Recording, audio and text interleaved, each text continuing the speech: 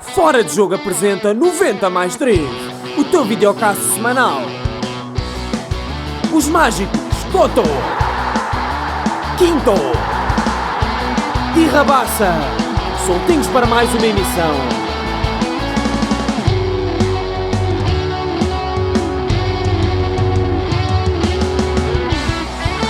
Noventa mais 3. Sejam bem-vindos a mais um episódio do 90 mais 3. O meu nome é Afonso Couto e estou aqui com os mágicos Ricardo Quinteiro e José Rabassa. Hoje temos a honra de ter connosco Fernando Meira, internacional português, que foi diretamente do berço de Portugal para a elite do futebol, onde se tornou uma verdadeira lenda do Stuttgart, épocas marcantes, sobretudo o campeonato a Bundesliga que venceram em 2006-2007. E por isso uma carreira vastíssima que nós trataremos aqui de homenagear devidamente e que espero que goste desta conversa que vamos ter aqui na próxima hora e picos. Antes de começar, o Ricardo faz sempre uma pequena apresentação do nosso convidado, portanto espero que goste. Bem-vindo, Fernando. Prazer enorme tê-lo aqui connosco. Obrigado. Fernando Meira, nascido em Guimarães, começou a jogar no Vitória com 7 anos, pela mão do seu tio, que o levou aos treinos do Vitória. Criado pela senhora sua avó, é apaixonado pelo jogo desde criança e olhava para o futebol quase como um vício. Tanto que o seu pai conta que fazia de qualquer objeto uma bola de futebol no caminho a pé para o café da sua rua. A paixão pelo Vitória também nasceu cedo, desde menino, quando ia ao estádio com o seu pai admirar os golos do Paulinho Cascavel. Fez a formação como extremo-direito no Vitória e como médio-ala nas seleções jovens com Josualdo Ferreira. Com 19 anos, num jogo em que o Vitória de Jaime Pacheco perdeu por 4-0 frente ao Braga, começa a sua trajetória como defesa central. Jaime Pacheco, nesse dia, disse que apesar de ter perdido um jogo, tinha ganho um grande jogador. Antes de regressar ao Vitória, ainda tem uma passagem pelo Felgueiras, novamente como extremo, mas a meio da época já tinha recebido uma chamada de Quinito para voltar a Guimarães e disse que ia fazer do Fernando um grande jogador. Chega ao Benfica muito jovem, com 21 anos, acabado de ser pai, e contou com a ajuda preciosa do Sr. Evaristo e da Dona Graça do Solados Presuntos, que o ajudaram e muito na integração na capital. Não foi uma transferência fácil, Pimenta Machado fez muitas exigências para o deixar sair e viveu na altura um Benfica de grande instabilidade com vários treinadores e presidentes. Mais tarde, chega ao Stuttgart pela mão de José Veiga, onde foi ganhar 10 vezes mais do que ganhava no Benfica, mas não foi uma decisão fácil, pois os invernos rigorosos na Alemanha e o peso de ficar ainda mais longe das raízes vimaranenses quase o demoveram de ir para Stuttgart. Quando chega a essa bela cidade, só sabia que era a cidade da Mercedes e da Porsche e que era o clube onde jogava Balakov. Foram tempos em que viveu num hotel durante um mês, onde andava com carros emprestados pelo Sr. Domingos Piedade, que foi fundamental na sua adaptação, e nos primeiros tempos da Alemanha foi viver para uma aldeia pacata fora da cidade. Seguiu-se o Galatasaray, onde teve o privilégio de viver na magnífica cidade de Istambul, cadrou quer em termos culturais, quer em termos de beleza natural. Nesses tempos fazia a viagem para os treinos com Milan Barros, porque eram vizinhos e moravam a 40 minutos do centro de treinos. A pior memória que tem da Turquia são as selfies, que eram um tormento para o Fernando.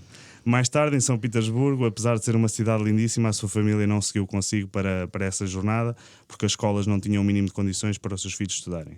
O único elemento familiar que teve consigo foi o seu cunhado, o Vítor, que sempre o acompanhou. Desses tempos, o que terá menos saudades, acredito eu, são as temperaturas de menos de 30 graus, as saudades da família e a falta de condições das infraestruturas do clube, que depois foram melhorando. O mais importante, acredito que tenham sido os 5 títulos que conquistou, naturalmente. Termina a carreira no Saragossa, para estar mais perto da família e cumprir o sonho de jogar na Liga Espanhola, que sempre foi a sua liga de eleição. Ao longo do seu percurso foi protagonista de grandes transferências, primeiro para o Benfica, a transferência mais cara à época do futebol nacional, superando a de Nuno Gomes do Boa Vista para o Benfica também, e depois o Stuttgart foi a maior transferência do clube alemão à época. Como sénior representou Vitória, Felgueiras, Benfica, Stuttgart, Galatasaray, Zenit e Real Saragossa. Conquistou uma Supertaça Europeia, uma Intertoto, uma Bundesliga, que levantou com o cascol de Vitória preso ao braço, 2 ligas russas, uma taça russa, uma supertaça russa e uma supertaça turca. Foi internacional lá pela Seleção das Quinas 54 vezes e participou no Mundial 2006, no Euro 2008 e também teve presença nos Jogos Olímpicos de Atenas em 2004. Pós-carreira, tornou-se agente FIFA e fundou a M&M Sports Management, juntamente com Pedro Mendes e Nuno Assis, e apesar de continuar a ter uma paixão muito, muito grande pelo treino, tem pensado, e acredito que ainda pensa, em um dia ser treinador. No campo mais pessoal tem 2 filhos, fruto da relação já de há muitos anos com a Daniela, o Edgar e a Mafalda. Como hobbies, falámos há pouco em off, além do mundo de futebol, adora jogar pádel e pelo que partilharam comigo, é grande craque e joga quase todos os dias. A sua pareja preferida, acho que ainda continua a ser o Pedro Mendes. Ídolo de infância, Redondo, do Real Madrid, que é o clube que o Fernando mais gostava de ter representado e chegou a haver inclusivamente interesse por parte dos merengues na época 2004-2005. Luciano Spalletti foi o treinador com que mais gostou de trabalhar, uma pena já o ter apanhado quase com 30 anos, penso eu, e durante um período de lesão nos Gêmeos chegou mesmo a filmar os treinos e a gravar as palestras do Mr. Spalletti. Com ele aprendeu que o passe não é para onde tu estás, mas sim para onde tu vais. Pedro Mendes e Nuno Assis são os melhores amigos do futebol, Marcelo Bordão, um dos melhores parceiros com que fez dupla, Releb e Figo, os mais desconcertantes com que partilhou as 4 linhas, Ibrahimovic, o ponta-lança mais difícil que apanhou, e o melhor, não tenho dúvida nenhuma, o melhor jogador com quem jogou, Cristiano Ronaldo, naturalmente. Na Alemanha, o princípio que mais apreciou foi o respeito que existia pelos mais velhos. O momento mais difícil da carreira foi não poder realizar o sonho de terminar a carreira no seu Vitória. O ponto mais alto, a meu ver, foi jogar o Campeonato do Mundo de 2006. Recorde-se que o Fernando e o Ricardo, o guarda-redes, foram os únicos totalistas nos 7 jogos em que Portugal participou, fazendo os 90 minutos em todos os jogos.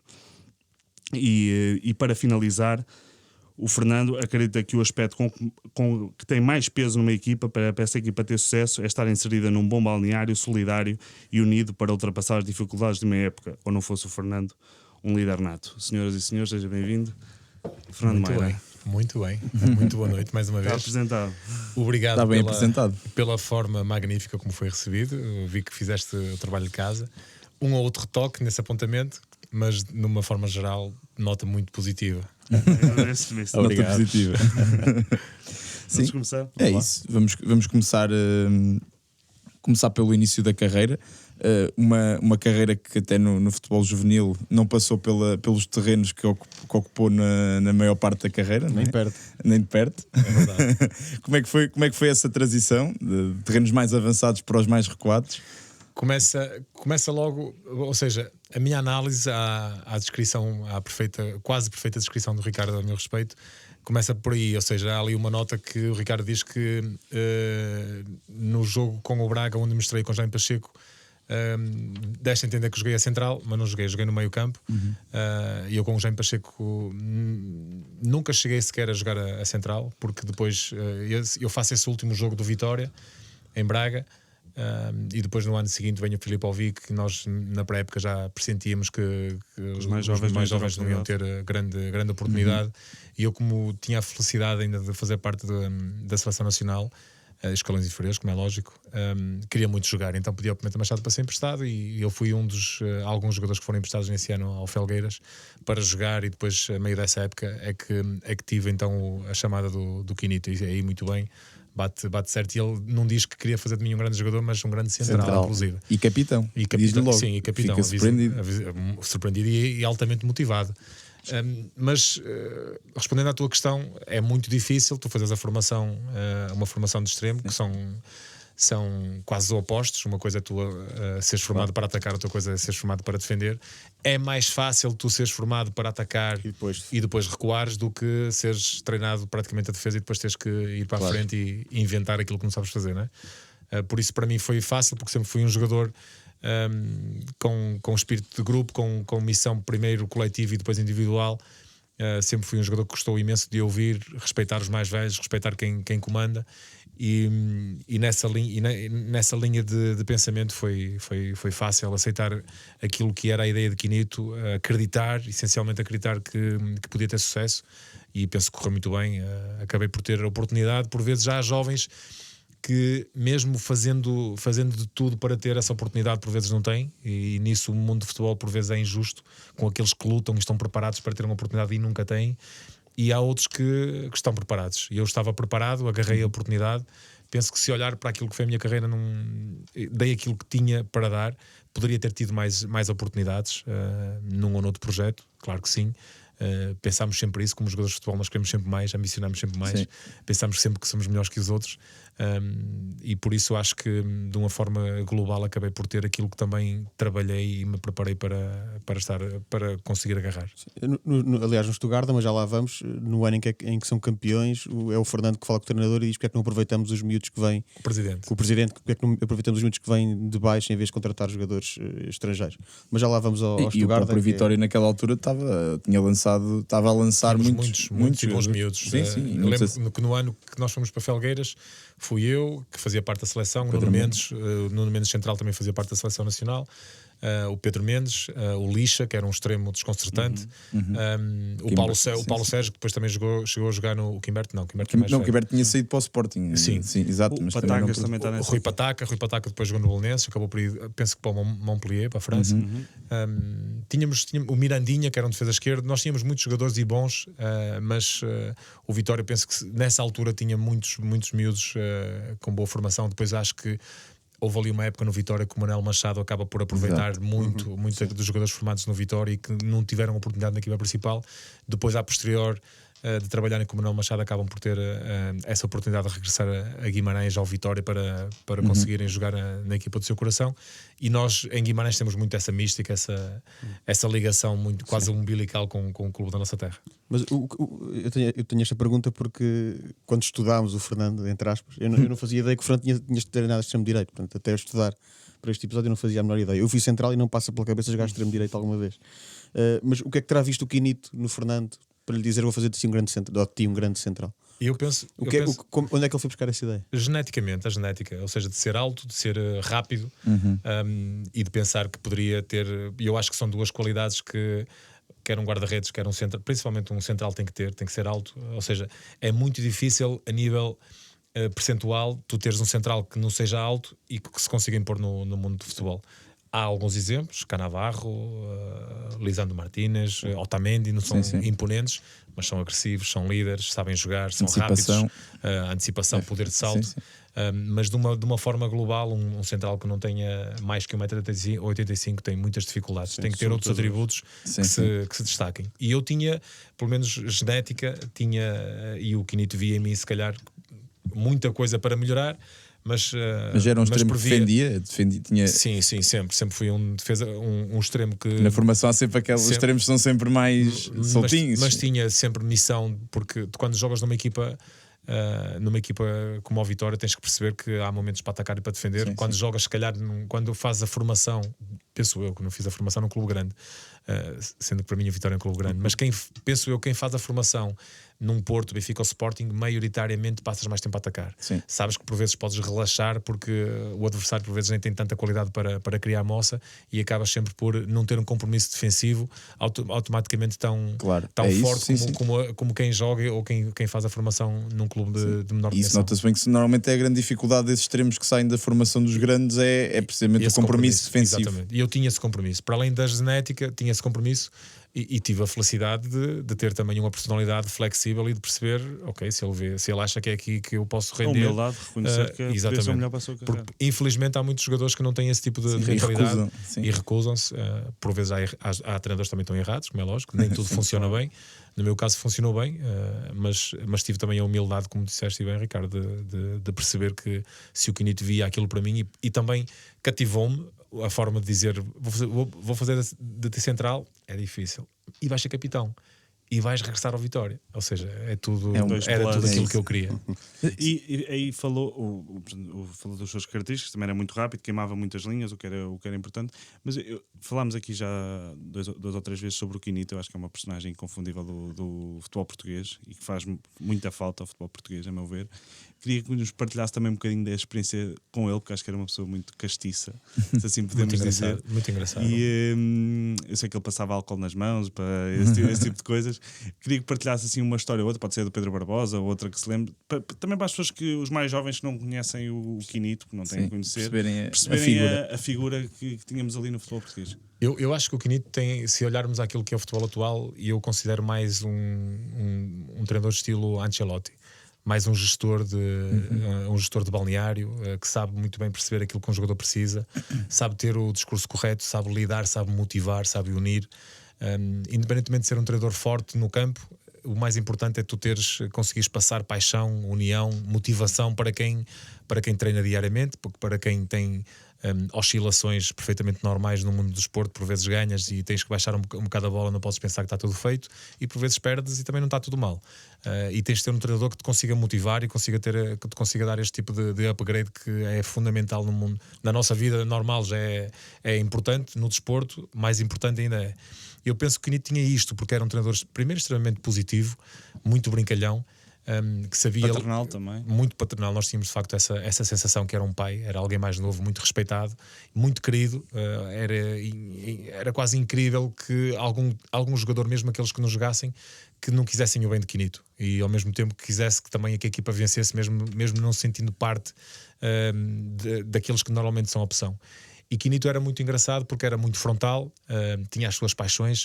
Sempre foi um treinador que, sempre que falava para a comunicação social, nós ficávamos com atenção. E há treinadores que têm esse dom. O Ruben Amorim, por exemplo, tem esse dom. Sim. Eu acho que o Ruben Amorim, sempre que fala, e os ingleses estão de parabéns, porque chamam-lhe o Smiling One, e ele tem de facto esse dom de ser um ótimo comunicador.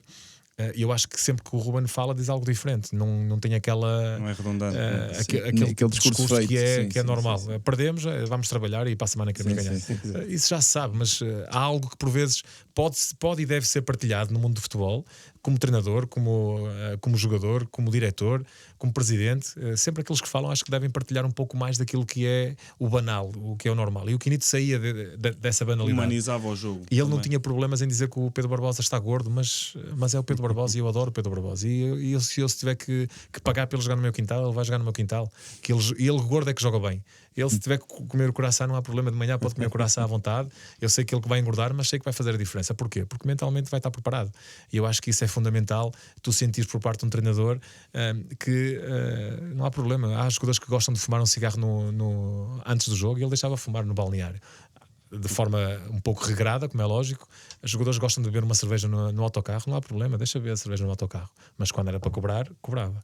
Quando era de chegar à hora do jogo, dar a tática, passar o tal álcoolzinho na mão e depois na careca. Não posso passar a mão na careca primeiro porque não sou careca, e depois tem aqui o casco, como disse o nosso amigo.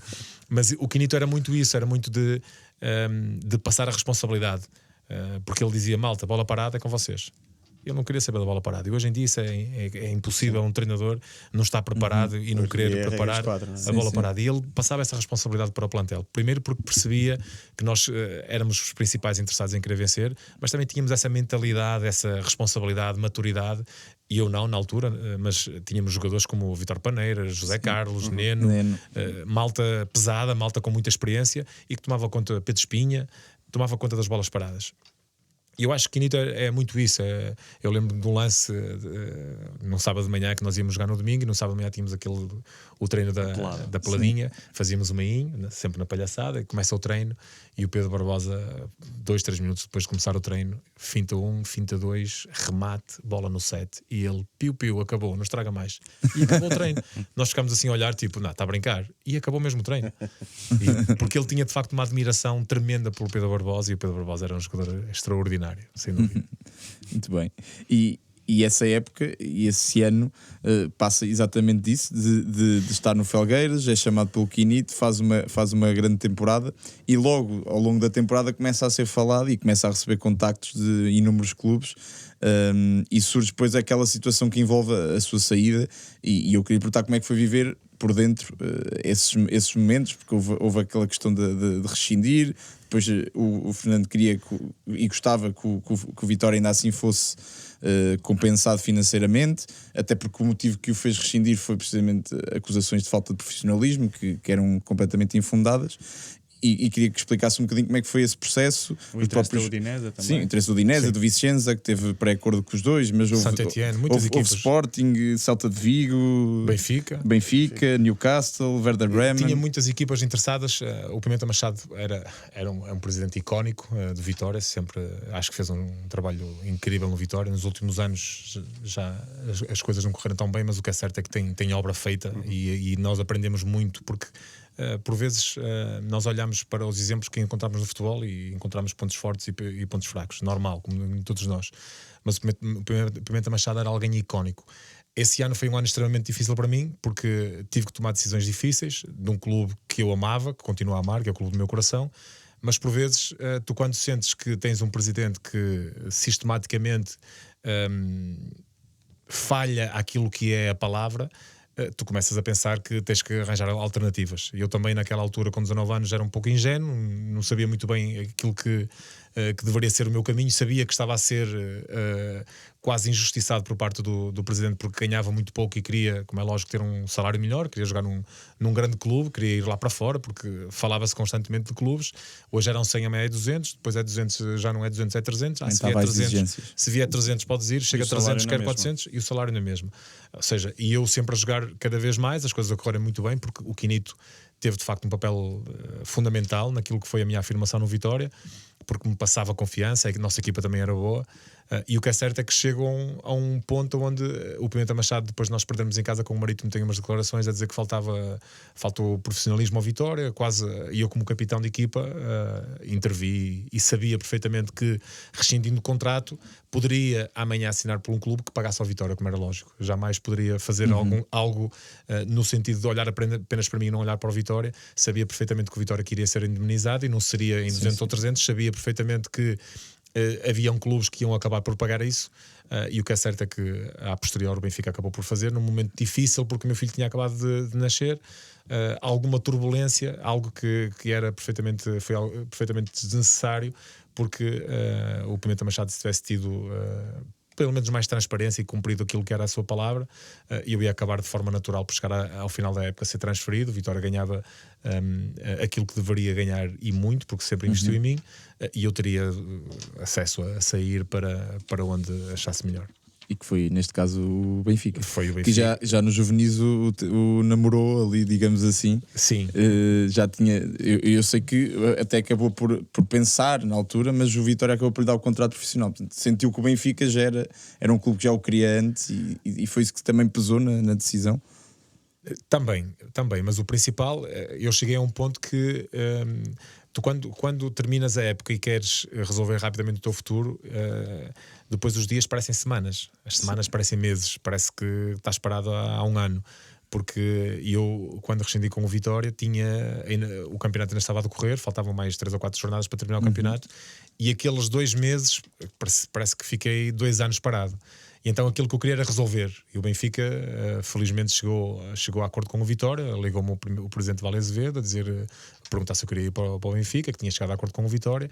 E eu não acreditei. Eu disse, tenho que falar com o presidente Pimenta Machado. E então o Pimenta Machado ligou-me a dizer, está tudo bem, chegámos a acordo com o Benfica, podes reunir com o Benfica para tentar chegar a acordo e tal. Eu fiquei todo contente, como é lógico, porque ouvir aquilo de alguém que eu tinha... sempre tive grande admiração.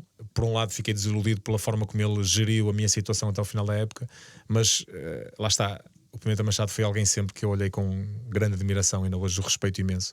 E então quando ele me liga e a dizer, cheguei a acordo com o Benfica, podes ir, saiu-me assim um peso, um alívio enorme. E depois os números foram excelentes, recorde a nível nacional, muito importante para o Vitória.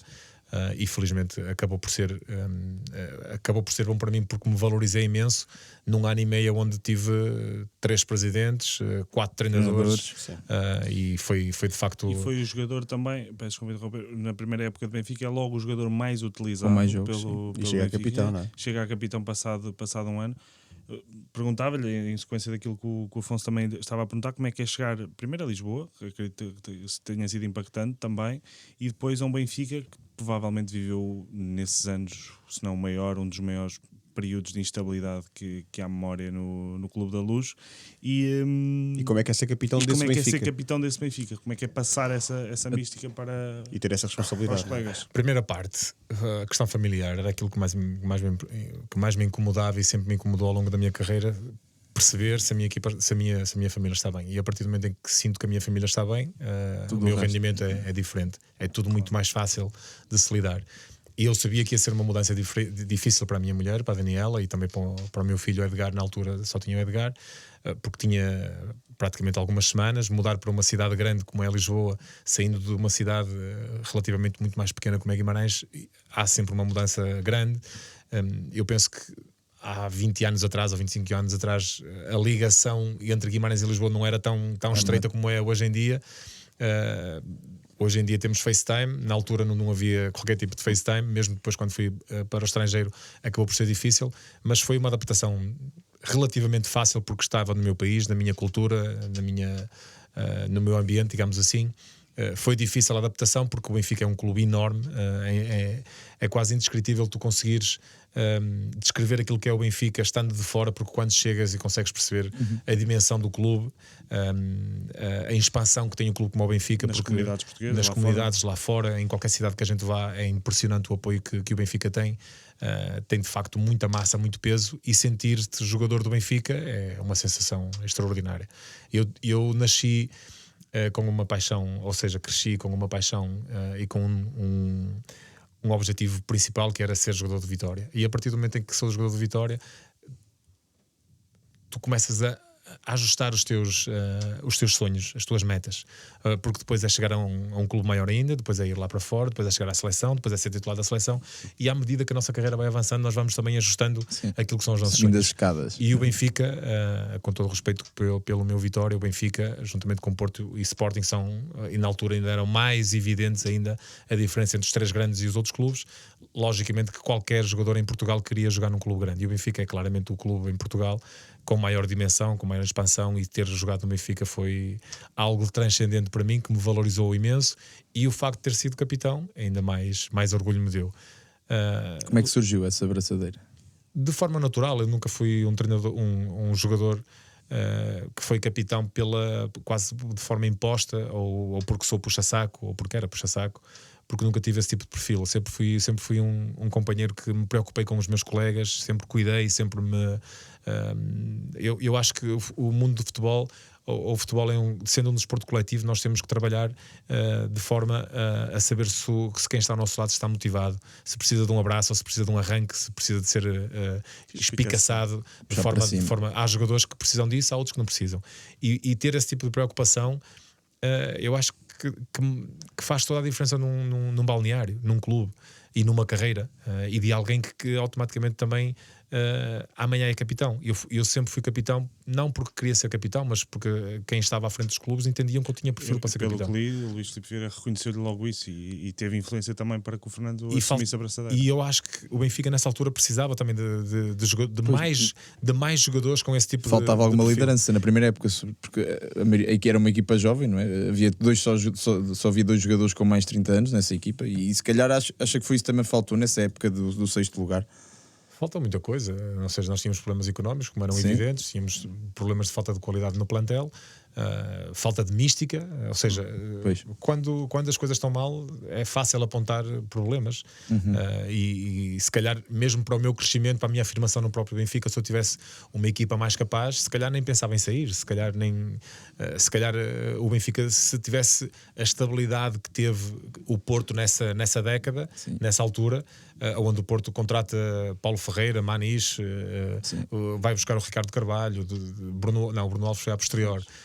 Mas Nuno tinha Valente também, Darley, o Porto aí, Costinha, tinha uma equipa, o Deco, jogadores, alguns deles estavam, o Deco e Maniche tinham quase uma ligação ao Benfica, acabam por ir para o Porto. O treinador que estava no Benfica comigo acaba por ir também para o Porto, e nós vemos uma equipa do Porto a voar, com muitos portugueses, a grande maioria dos jogadores do Porto a jogarem na seleção portuguesa, a vencer, e nós, ou seja, cria sempre alguma frustração, porque o Benfica é um clube que tem que ter essa exigência, e tu quando jogas num clube como o Benfica, tu sentes que é importante ganhar, e quando não ganhas, quando não estão reunidas as condições para venceres, cria automaticamente frustração, e por vezes tu se sentes que a direção que vai ao encontro daquilo que é o sucesso, daquilo de melhorar as condições, é um cenário.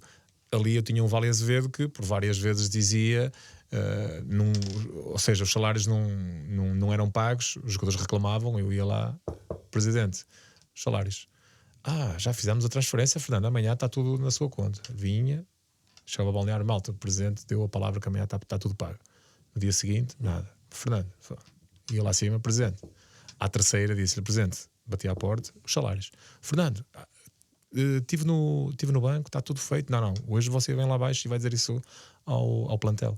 Ele desceu e teve a lata de dizer, malta, são 4h30, as transferências estão feitas, amanhã de manhã vocês vão poder confirmar que está tudo nas vossas contas, no dia seguinte exatamente igual. Isto não é um tipo de comportamento normal. Se não é no dia a dia, teres um presidente à frente de um clube com a dimensão do... Ou seja, não é apenas por ser a dimensão do Benfica. Eu acho que isso é mau em qualquer lado, é mau em qualquer clube. Eu acho que não é exemplo para o futebol. E o Vale Azevedo teve numa época onde o Benfica merecia mais respeito, mais honestidade, e nós sentimos essa falta de frontalidade, de saber que o Benfica está mal e pedir para compreensão para esperarem mais 1 ou 2 meses é um cenário. Estar constantemente a dizer que a mentir é outro cenário, e isso cria frustração, cria indignação, que somado aos maus resultados é sempre para baixo. É sempre para baixo, não é? Fernando, nessa altura apanhou, já falou há um bocadinho do Mourinho, que era muito diferenciado, acho eu, já na altura, já tinha particularidades muito especiais. Há uma história que eu acho que espalha bem o que é o Mourinho, num célebre jogo contra o Campo Maiorense de Diamantino Miranda. Se pudesse partilhar essa história para quem não a conhece, acho que é muito exemplificativa daquilo que é o Mourinho. O Mourinho era alguém que parece que tinha o dom de saber aquilo que ia acontecer. Várias vezes ele falava: tu és o central que tu não vais jogar, mas tu vais entrar aos 70 minutos, porque eles aos 80 vão colocar um avançado e eu vou-te meter de forma antecipada. Ele conseguia prever aquilo que o adversário ia fazer, e que conseguia ter sempre toda a gente do grupo unido, motivado, sempre teve um discurso muito frontal.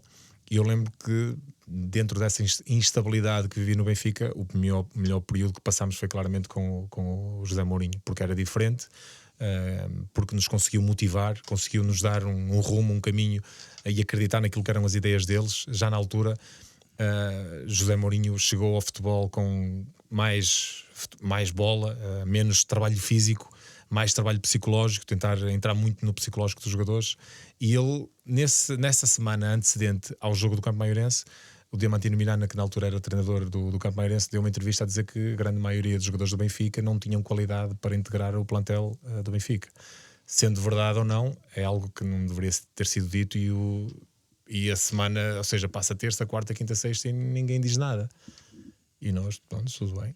Sábado vamos para Campo Maior, fazemos o aquecimento, vimos o aquecimento para trocar de camisola, e ele fecha a porta do balneário e cola a entrevista do Diamantino em tamanho grande. Malta, olhem o que é que este senhor acaba de dizer a vosso respeito. Vocês acham que não têm qualidade para jogar no Benfica? Vamos lá para dentro e vamos mostrar se vocês têm qualidade para jogar no Benfica ou não. E isto é algo que... Ele disse isso com outra emoção, como é lógico, e isto é algo que cria impacto, que cria dinâmica, cria ambição, né? E eu acho que isso define muito bem aquilo que era José Mourinho com os seus mais que famosos mind games. Exato, cria aquela raiva positiva nos jogadores, e lá para dentro e correu bem, acabámos por ganhar 1-0. Exatamente. E por isso é que é uma 2-0. Penso que já fui ver o jogo. Por isso é que é uma história que eu posso contar, que se tivéssemos perdido, não contava nada.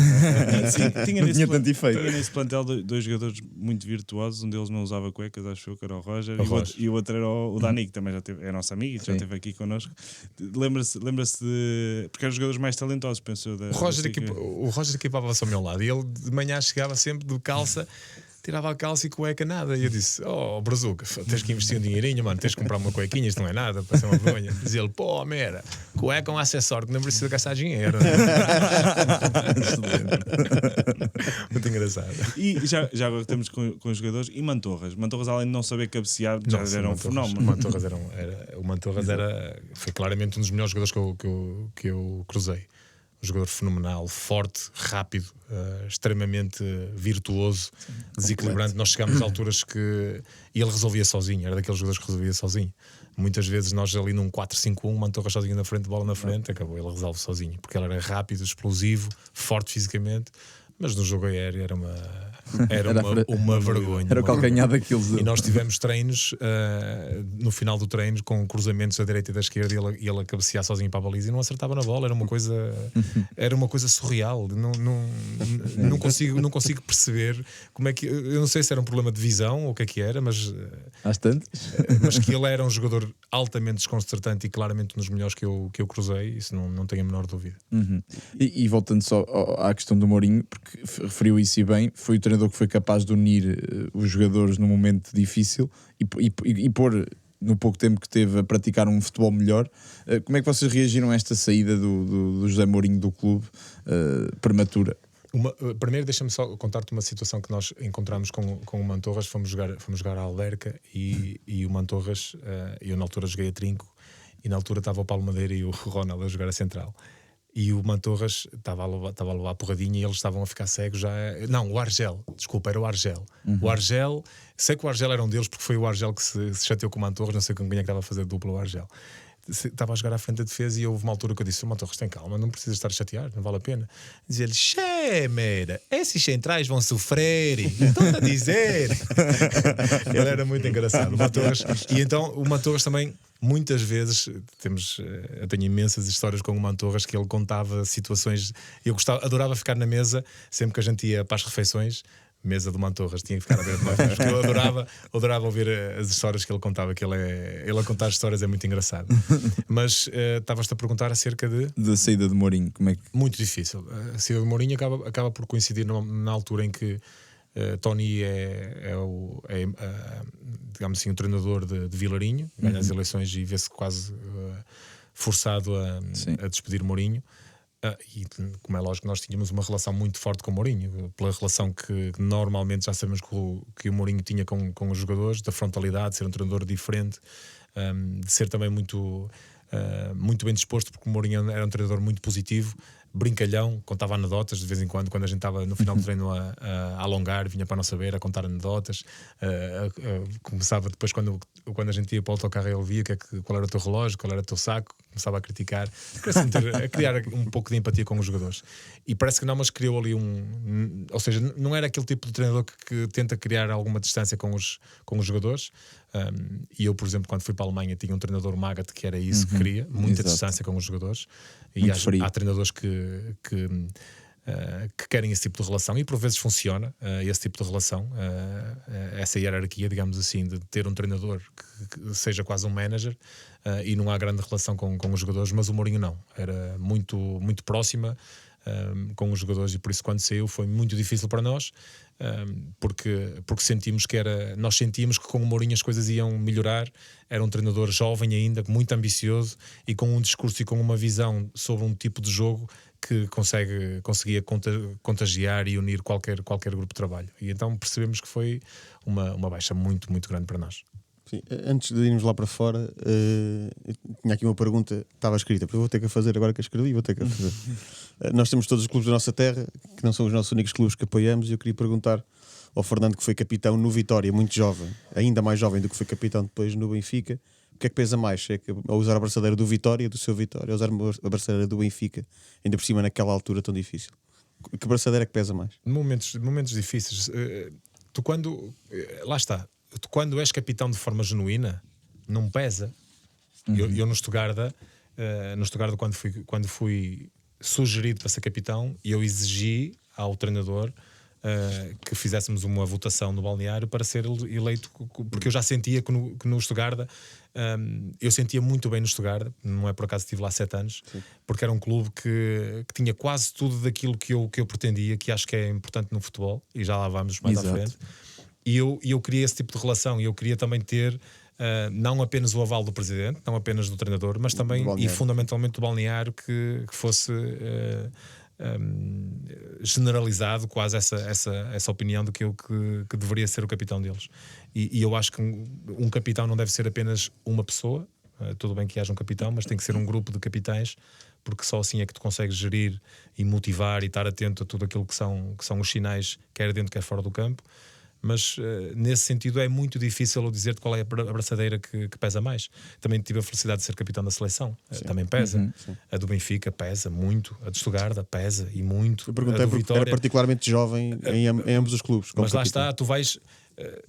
sabes que ser capitão, com muita sinceridade, nunca foi um objetivo meu. Eu nunca tive por objetivo, e quem me dera jogar no Vitória e ser capitão da equipa, quem me dera jogar no Benfica e ser capitão do Benfica, quem me dera ir à seleção e ser capitão da seleção. Normalmente um jogador nunca tem este tipo de sentimento, de ambição. Tu queres é chegar a uma equipa de futebol, queres jogar.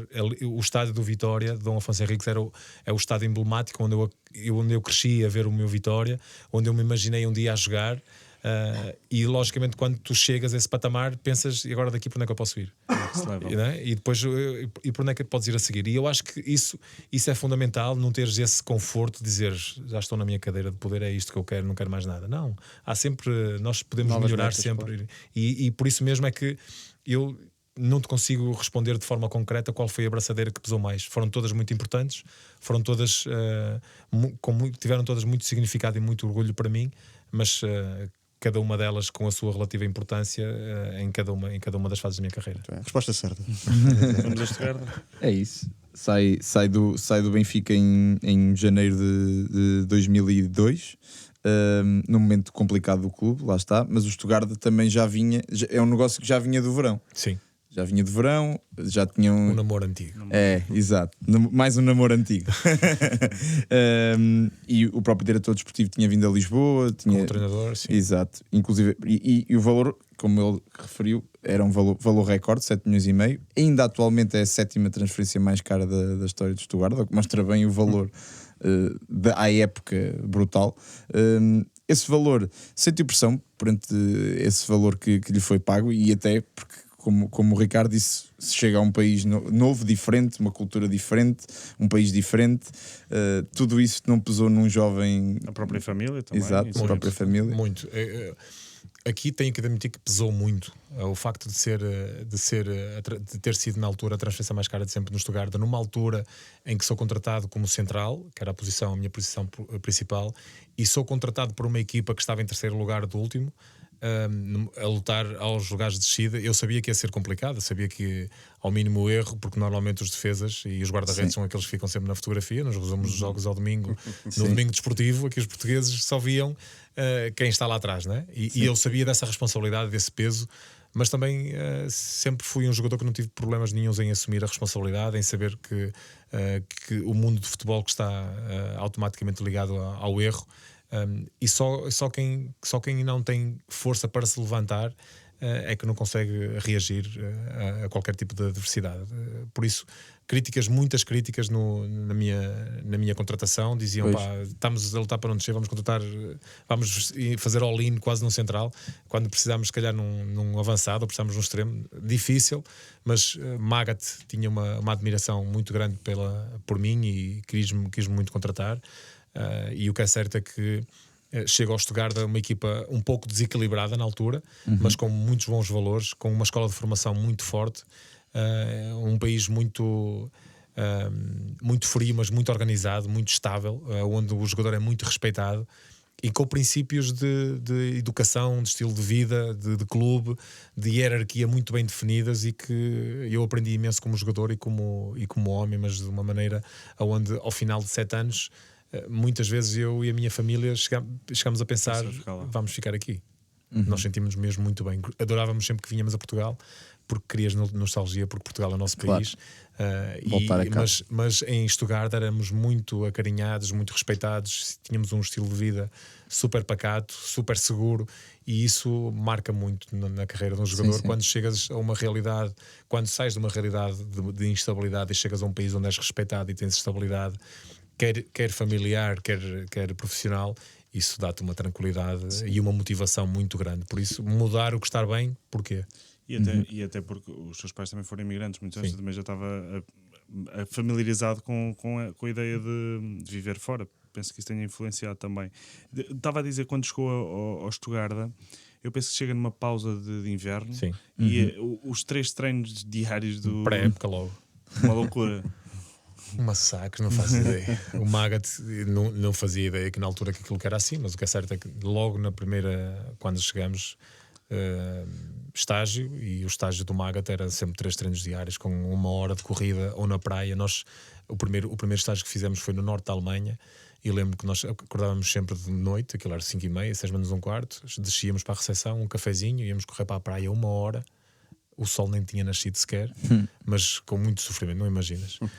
Acabávamos de correr, vínhamos para o hotel, tomávamos um banho, íamos fazer o segundo treino do dia, acabava o segundo treino do dia, vinhamos, pequeno almoço, descansávamos um bocadinho, almoçávamos e depois à tarde, às 4h30, 5 horas, tínhamos o treino com a bola, mas já toda a gente derrotados, completamente morto. E isso foi algo que criou um impacto negativo em mim, porque por um lado, desportivamente a equipa voava, porque nós éramos completamente arrasadores na parte física, porque éramos uma equipa fisicamente muito forte, tínhamos jogadores que conseguiam fazer a diferença, mas fisicamente muito, muito fortes. E isso de facto criou um impacto muito positivo na nossa equipa, mas na parte mental, Magath era alguém que não sabia gerir da forma que eu entendo e que a grande maioria dos jogadores entendem que deve ser gerida, porque um treinador que é quase um ditador. Exatamente, essa é a palavra certa. Um ditador, não consegues ter empatia, não consegues ter exatamente o contrário. E eu sou contratado para o Benfica com um treinador alemão, e o Pankens. Saio com o Josualdo Ferreira, que foi quase o meu professor em todos os anos das seleções, e deparo-me ali com uma realidade, um clube muito bom, uma vida super pacata, super organizada, mas um treinador que... eu cheguei tinha mais 4 anos de contrato, são mais 8 pré-épocas.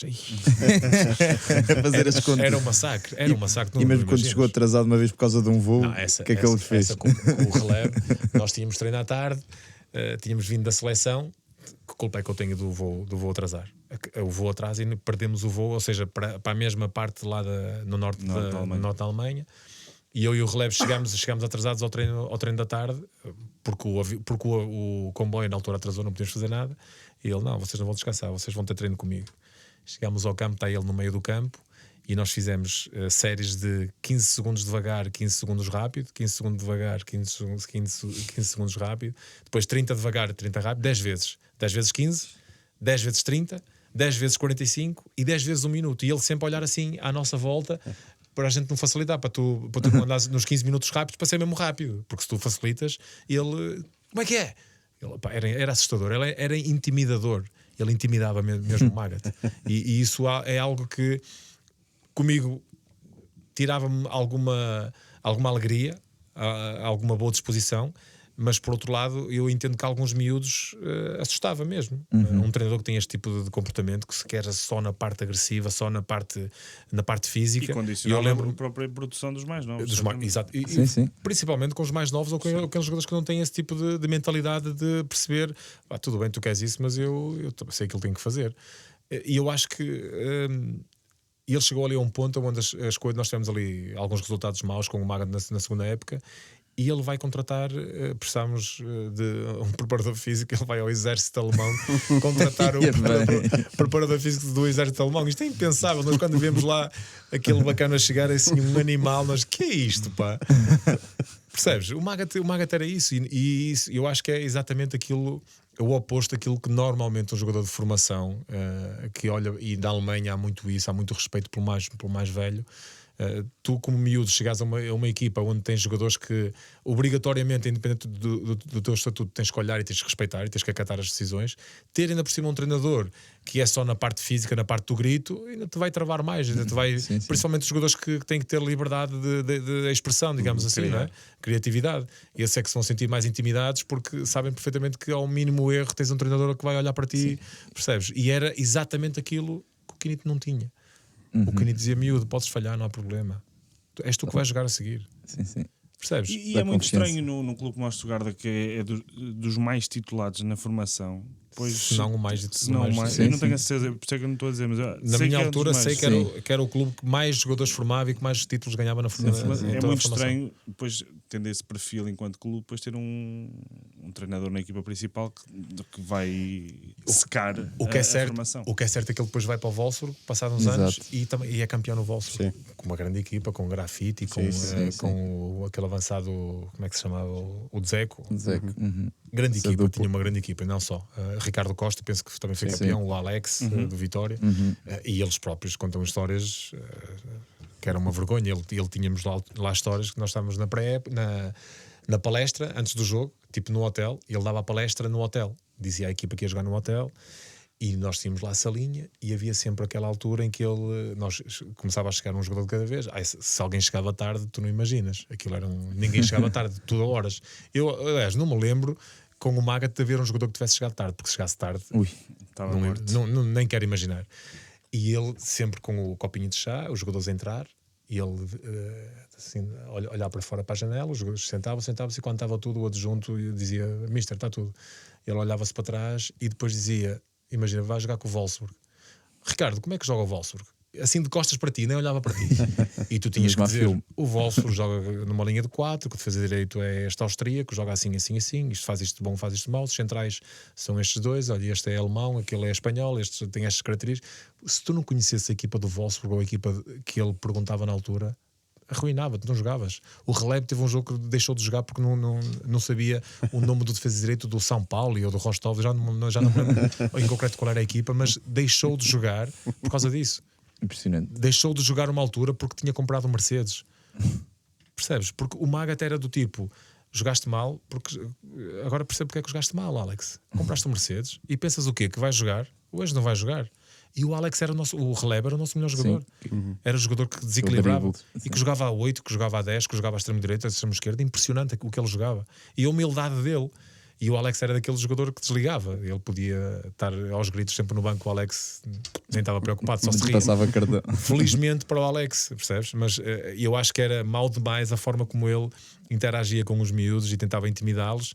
Felizmente para o Alex e para o Mário Gomes e Kevin Curani e Filipe Lamy e por aí fora não fez grande moça, mas para alguns jogadores acredito que os tenha intimidado. E até acabar por causar algum tipo de desgaste, porque falou de 2 pré-épocas e causava algum desgaste físico e psicológico. E pega até no exemplo da época 3-4, em que vocês até são considerados a equipa sensação, porque inclusive ganham ao Chelsea na Liga dos Campeões, ganham ao United, perdem com o Chelsea nos oitavos de final, ganham ao Bayern Munique, têm ali um grande início da época e depois quebram.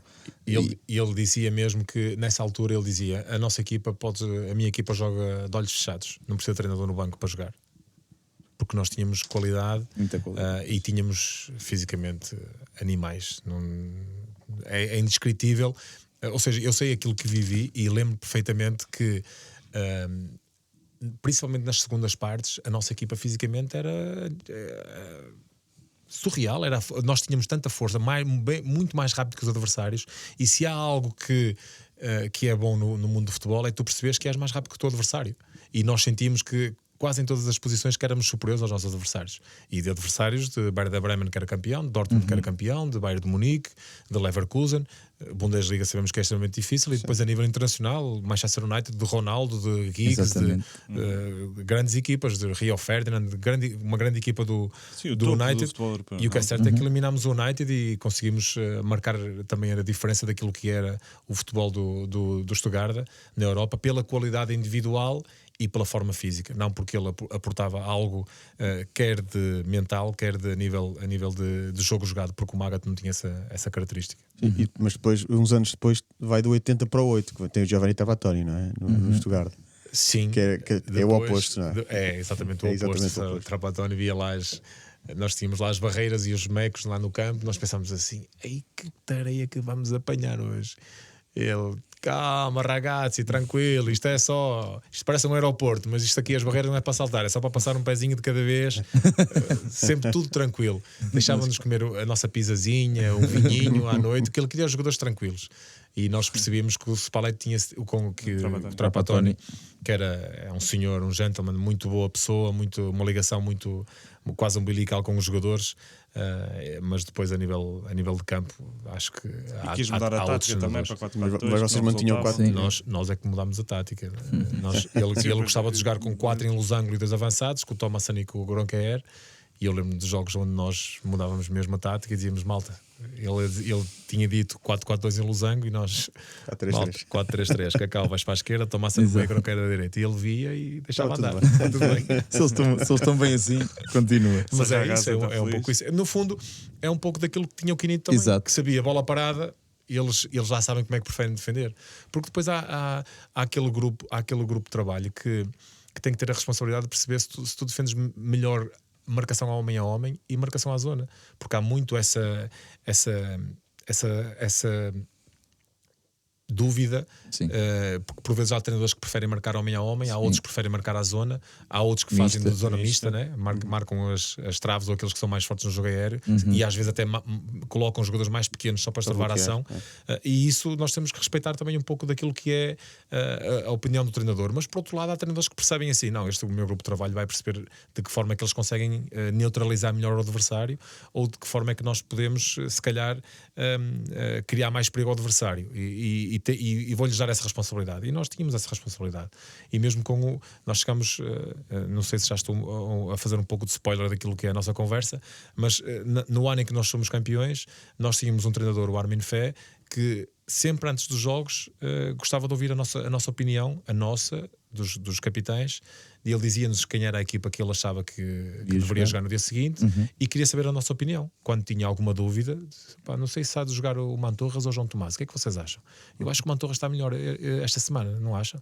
Não, mister, é melhor jogar o Mantorras, ou é melhor jogar A, B ou C. E ele, ou seja, não fazia aquilo que nós queríamos, mas também interiorizava, analisava com outros olhos e por outro lado conseguia nos fidelizar e passar um pouco de responsabilidade aos capitães, que automaticamente esses capitães depois também passam a responsabilidade para o grupo. Sim. Eu acho que isso foi uma ação extremamente positiva e inteligente por parte do Armin E Fé. rara. E muito rara. Mas também sabemos E que- é algo simples, não é? Não é algo que te vincule como treinador, como equipa técnica, mas é algo que consegues ter mais opções, consegues criar mais empatia, que consegues criar mais responsabilidade no grupo de trabalho e ao mesmo tempo consegues ser diferente, porque nós, e atenção, nós com o Armin Fé, e eu por acaso tomava sempre o meu cafezinho, mas havia uns jogadores que gostavam de beber uma cerveja, tudo bem, não há problema. Tem que haver um pouco de equilíbrio. Há jogadores que gostam de fumar um cigarro, deixem fumar um cigarro. O importante é lá dentro. Há jogadores que no final do jogo querem comer marisco e chamuças e cerveja. Não há problema. Querem jogar a batota, joguem a batota. Se ganharmos, se tivermos atitude, se tivermos o comportamento correto. Isso faz parte do jogo. Porque há jogadores que precisam do cigarro, precisam da cerveja, precisam do curaçá, do Pedro Barbosa. E tudo isso, eu penso que por isso é que eu acho que o mais importante num treinador é exatamente a parte mental. Não é só a parte de ser importante no campo, de perceber, porque tu podes perceber muito de treino, podes ter uma leitura sobre o adversário e perceber aquilo que a tua equipa quer a nível tático. Se não conseguires motivar os jogadores, não acredito que consigas estar mais preparado para o reconhecer- Até porque hoje as equipas técnicas são tão extensas que o treinador é mais um manager de gente do que propriamente. E tem que ser um bom E manager. reconhecer as personalidades, as diferentes personalidades dos jogadores, que era o que referi há bocado. Se aquele jogador é um jogador que gosta de ser puxado para cima, se é um jogador que, que depois do jogo não quer que fale, há sempre essas diferenças e é bom. Um treinador que tem essa sensibilidade é logo. Não Até porque tratá-los eu todos acho- da mesma forma. Até porque eu acho que se nós olharmos para aquilo que é o futebol atual, eu acho que cada vez mais faltam jogadores com liderança à moda antiga, né? Não há grandes nós olhamos, não vemos grandes referências no Benfica, no Porto ou no Sporting como havia antigamente, com todo o respeito com os jogadores que atualmente jogam nos grandes clubes. Mas eu acho que faltam, imagina, tu olhas para o Porto, não vês Jorge Costa, não vês o Couto, não vês o até o Paulinho Pepe, Santos, o próprio Pepe que terminou e era se calhar o jogador mais emblemático nesta fase de Futebol Clube do Porto e acabas por ter o Diogo Costa, que é um grande guarda-redes, mas não vejo sabemos no se é um Diogo grande Costa. líder. Não sabemos, não faço ideia, mas quem está de fora. A percepção é isso. Não é? Ou seja, Sim, sim. sabia, o Pepe era gritante que era um grande líder. Exatamente. Reconhecidamente. Vê-se à O distância. Coates, se calhar, foi o último grande capitão do Sporting, que parecia pelo menos ser um grande capitão. O Otamendi parece também ter esse tipo de liderança. Mas não propriamente identificado com o clube, Sim, com a mista. é mais pela Mas, carreira que sim, transporta. Di Maria também parece ser um jogador que passa o tipo de mensagem certo, aquela competitividade, aquela mística, aquela paixão pelo futebol. Mas eu penso que falta muito desse tipo de personalidade. E não acho, E se também, tens- não acho também o facto de atualmente o fluxo de transferências ser muito grande e aqui em Portugal é muitos, ou seja, há poucos jogadores que ficam muitos anos no clube. Isso também dificulta a criar uma mancha, a manter uma mística nos clubes. E eu vou dizer qual é a minha opinião acerca disso, sendo que isto não é, ou seja, é apenas Claro, a minha claro que sim, opinião. claro que sim. E eu acho que esse problema está claramente na formação. Eu lembro-me que quando fiz a minha formação no Vitória e se olharmos aquilo que é a formação atual e se olharmos para aquilo que era a formação dos clubes antigamente tu se calhar não tinhas treinadores tão evoluídos taticamente, mas tinhas mais homens, mais pais, bons educadores de formação. Educavam-te, passavam-te a mensagem diferente daquilo que é a mística do clube, a união, a competitividade, o querer, a raça. isso hoje em dia, se calhar com alguns que são professores, e sabemos que muitos na formação vão para lá porque são por interesse, não, há muito ainda esse problema a nível de formação em Portugal e se calhar em todo o mundo, de alguns jogadores que jogam e não mereciam jogar, alguns treinadores que estão a treinar e não têm se calhar a competência não digo, mas mais a mística, mais aquilo que é identitária, mais uma a questão identidade identitária. dos clubes. E eu acho que antigamente, se calhar eu não tive os grandes treinadores que me aportassem muito a nível tático, mas tive grandes homens que a nível de princípios humanos, daquilo que é importante para eu crescer como homem e saber respeitar os mais velhos, saber passar bons princípios, isso foram espetaculares. E eu não tenho vergonha nenhuma em dizer que aprendi mais em 2 anos com Spalletti do que em toda a minha carreira. Não tenho dúvidas nenhumas acerca disso. E isso reflete muito o tipo de treinadores que eu também tive. Mesmo o próprio Scolari era alguém muito forte a nível de comunicação, a nível balnear, a nível de ligação com os jogadores, mas no campo está a léguas daquilo que são o Mourinho, o Abel, mesmo o próprio Mourinho, sendo que o Mourinho foi alguém que marcou a sua diferença quando chegou, mas eu acho que atualmente há treinadores com outro tipo de abordagem, pelo menos a nível de campo, superiores àquilo que são as ideias de José Mourinho. José Mourinho é de facto um grande treinador, marcou uma era do futebol, mas eu acho que o treinador português cada vez está mais evoluído, pelo menos na parte daquilo que é o conhecimento tático, o upgrade naquilo que um jogador deve ter para melhorar as suas características individualmente e coletivamente. Agora depois na parte da comunicação, aí Ruben Amorim é um exemplo, se calhar quase o único aqui a nível nacional, e Mourinho nisso é um mestre. Como é que foi, Fernando, como é que foi a época 6-7, a época do título no Stuttgart? Que levantou, como já disse o Ricardo, com a escola do Vitória, com a bandeira portuguesa. Mítico prato. Como é que foi a saladeira, não é?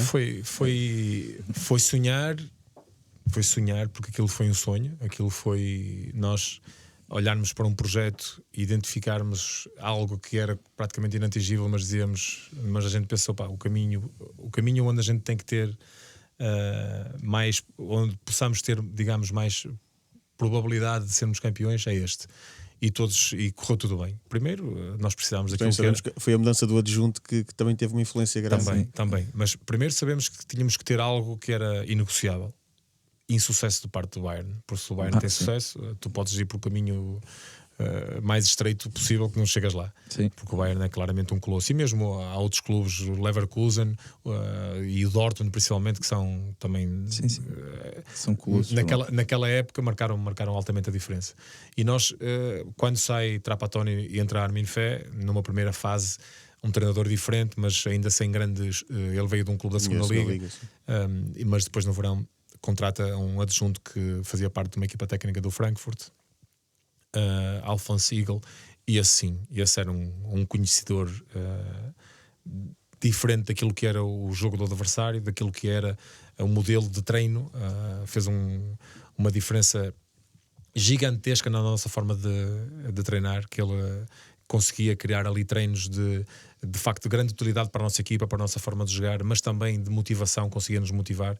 Nós percebíamos que estávamos a treinar e estávamos a evoluir individualmente e coletivamente, e depois na leitura daquilo que era o nosso jogo e na leitura daquilo que era o adversário, Alphonse Sigel era imperial. E depois lá está, tínhamos Armin Fee, que escolhia, conseguia perceber qual era o melhor 11, conseguia criar empatia com os seus jogadores e com o grupo de capitães, e eu como capitão consegui unir o grupo, consegui ter jogadores com fome e com qualidade, a grande maioria deles formados no Stuttgart, e depois conseguimos ter a sorte que é necessária. Procurámos muito essa sorte, acreditámos sempre até ao fim. Lembro que nós a 10 jornadas do fim estávamos não sei se a 7 ou 8 pontos do Schalke, que era líder na altura. Um grande Schalke. O grande Schalke, com Rafinhas, com Ozil, Altintop, Courant, Bordon, Neuer, uma grande equipa. E o que é certo é que nós fizemos uma época. Fazem os 30 pontos nas últimas 10 jornadas. 30 pontos, me permitiu a mim, antes do último jogo, ligar ao meu pai e dizer: pai, anda, que eu vou ser campeão lá à Alemanha e traz-me o cascal de vitória. Cheio de medo, como é lógico, porque tinha medo que isso corresse mal. E começam a perder 2-0, Mas começámos a perder 1-0. 1-0. É 2-1. De um jogador que estava emprestado pelo Stuttgart à equipa ao Energy Cottbus. E o Schalke precisava de ganhar por diferença de 2 ou 3, ou diferença de mais de 2. E empataram a perder. Tipo, em 20 minutos o Schalke já estava a ganhar 2 ou 3-0. E nós já estávamos a perder 1-0. E nós pensávamos, já era. Depois acabamos por fazer um golo, se não estou em erro, o primeiro golo é do Hitzfelberger de canto, ou seja, um canto batido para fora da área. Ele faz o golo e depois penso que é o Sami Khedira que faz o segundo golo na segunda parte. E o estádio vai completamente abaixo. Depois é dar as mãos, pedir que o tempo passe rápido, que nunca mais passava nessas situações. O tempo parece que congela, e tu olhas para o relógio, faltam 10 e parece que passam 20, e olhas para o relógio e ainda faltam 8. Percebes? O tempo parece que nunca mais passa, e depois quando termina cai-te tudo. Tu não sabes o que fazer, quantas voltas é que deves dar ao campo para festejar. E é uma alegria tremenda. O primeiro título como capitão fora de Portugal, num clube que não vencia a Bundesliga há 15 anos, foi algo claramente o momento mais alto da minha carreira. Sim. Eu sugeria fazermos aqui uma pausa na carreira de clubes e irmos à seleção um pouco, porque o Fernando, estamos em 2006, 2007, vamos puxar o filme um bocadinho atrás e fechamos o tema da seleção, porque o Fernando estreia-se a 11 de outubro de 2000 com o António Oliveira, num Países Baixos, Portugal. Na altura era Holanda-Portugal. Na altura ainda era Holanda-Portugal. Depois, também pouco depois, tem um jogo e empatamos 4-0 contra a França, e o António Oliveira só lhe pediu que marcasse o Zizou. Não, ele primeiro disse: miúdo, estás preparado? Ele assim, naquele passeio matinal, depois do pequeno almoço, começa a chegar assim a mim e eu: e o que é que vem aí? Então, miúdo, como é que estás? Estou bem, mister. Estás preparado? Eu disse: estou. Assim, que é lá, vamos jogar. Assim, logo preocupa-te só com o Zidane.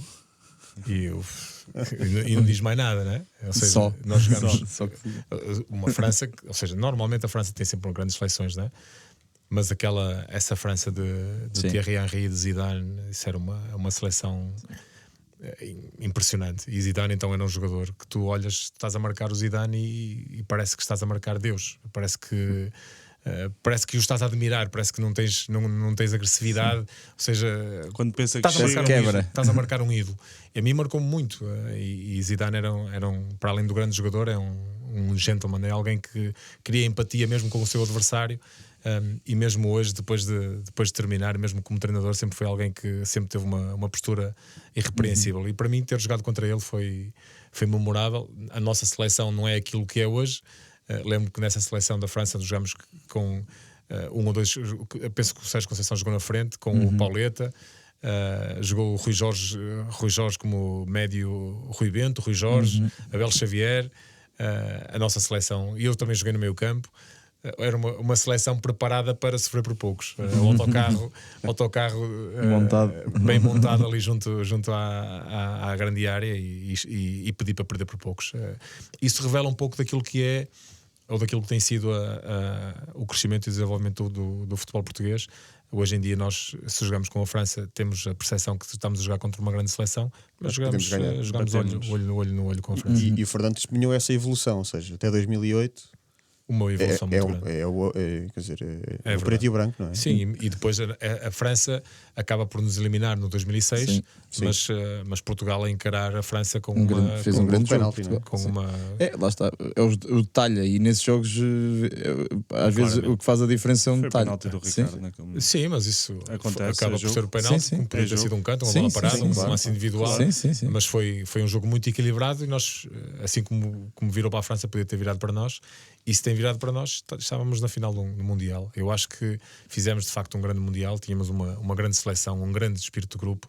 Isso foi marcante. Essa é claramente a bandeira de Scolari, e mesmo a forma como ele conseguiu unir cada vez mais o nosso povo à nossa seleção, trazer com que o povo português fosse mais vibrante e mais nacionalista em relação à nossa seleção nacional. Isso a nós também nos fazia vibrar. Sempre que um jogador sempre que tu estás na seleção como jogador e vês as imagens do público aqui a festejar em Portugal, a vibrar com a nossa seleção, arrepia-te, motiva-te.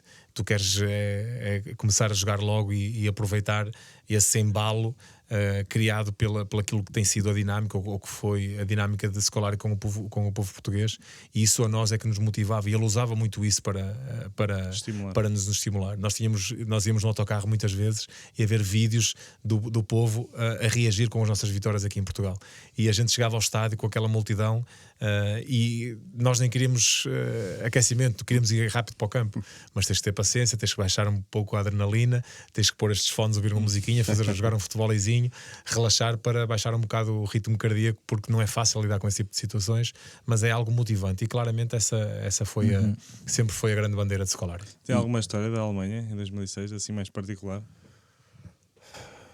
que se recorde, claro, E que possa contar, não é? Histórias, sim, há muitas que não se podem contar, mas Scolari sempre foi alguém muito, muito apaixonado pelo aquilo que era, sempre foi muito. Nós temos ali um jogo de terceiro quarto com a Alemanha, que é algo que não deveria existir no Mundial. Sim.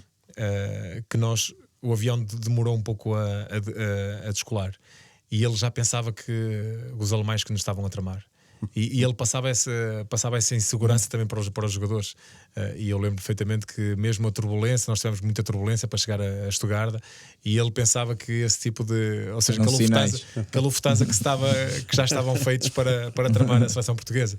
Eu não tenho assim grandes histórias, eu não sou como o Cândido Costa a contar histórias, mas lembro que foi desde aquilo que foi a chegada à Alemanha.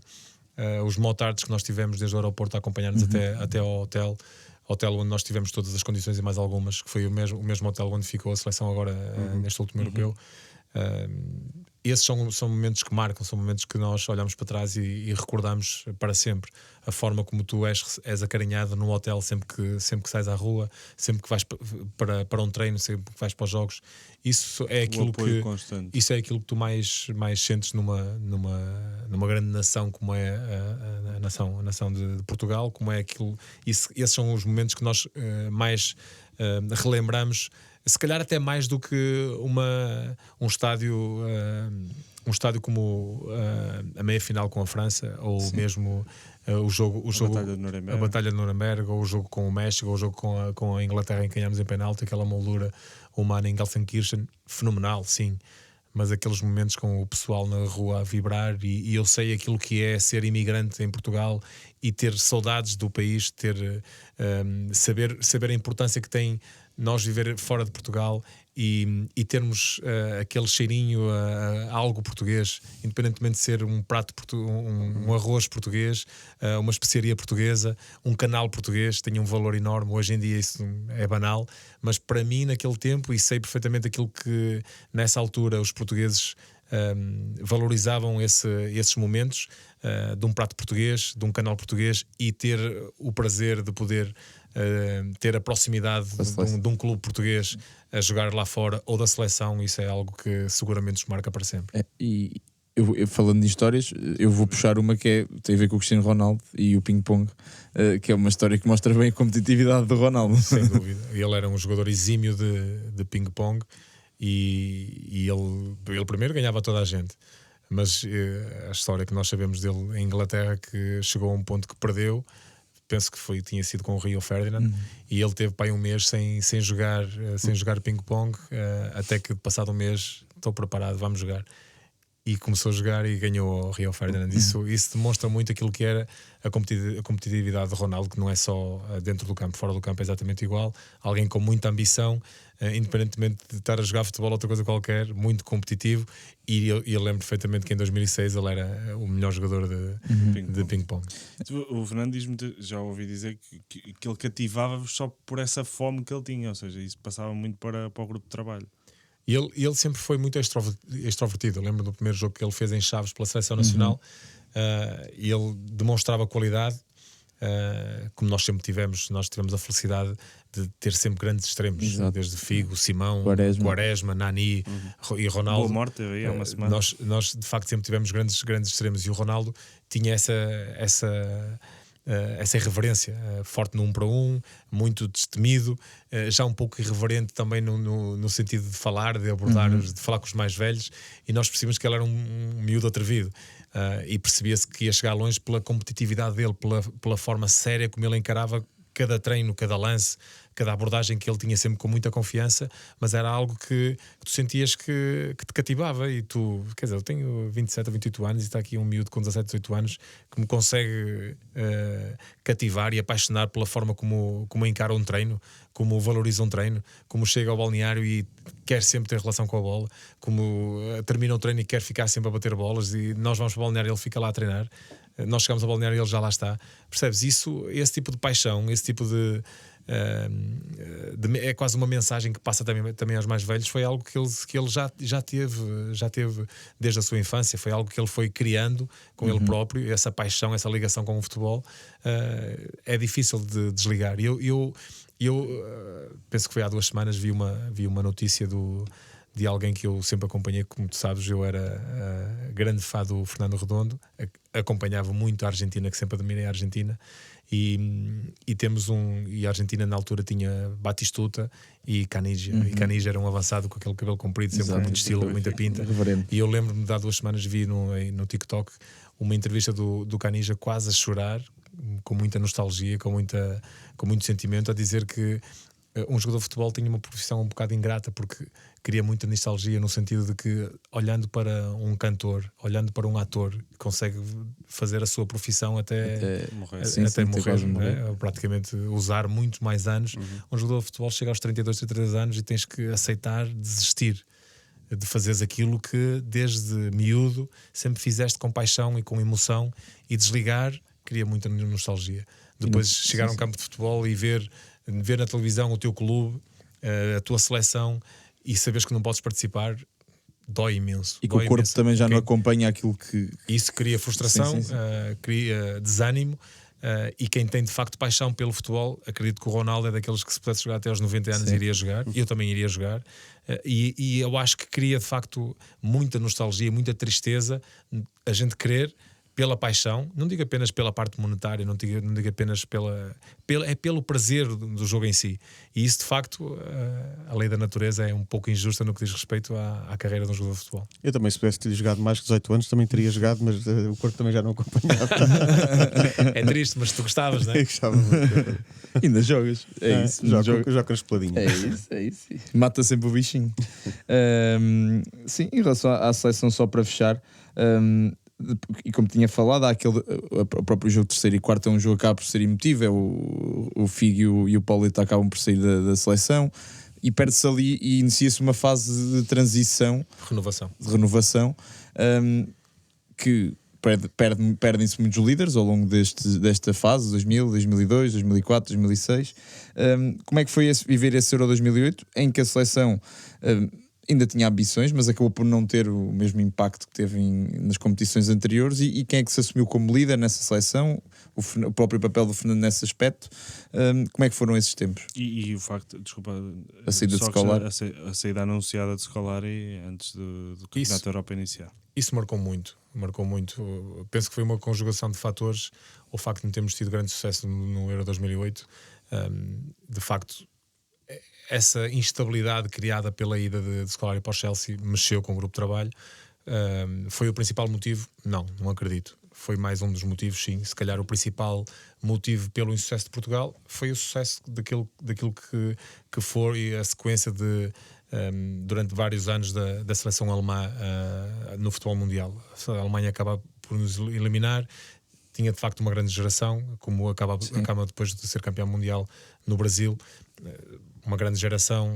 Lembro-me que na altura era o Schweinsteiger que estava em grande. Vocês tiveram aqui há pouco o Ricardo, e ele passou mal durante alguns anos com o Schweinsteiger, que sempre que me lembro, Bayern de Munique Sporting, Schweinsteiger marca. Portugal-Alemanha, Schweinsteiger marca. Schweinsteiger foi se calhar um dos jogadores do futebol alemão que mais golos marcou à seleção portuguesa, e se calhar até o Ricardo, mas nós tivemos esse azar de ter perdido alguma qualidade, alguma liderança em relação ao 2006.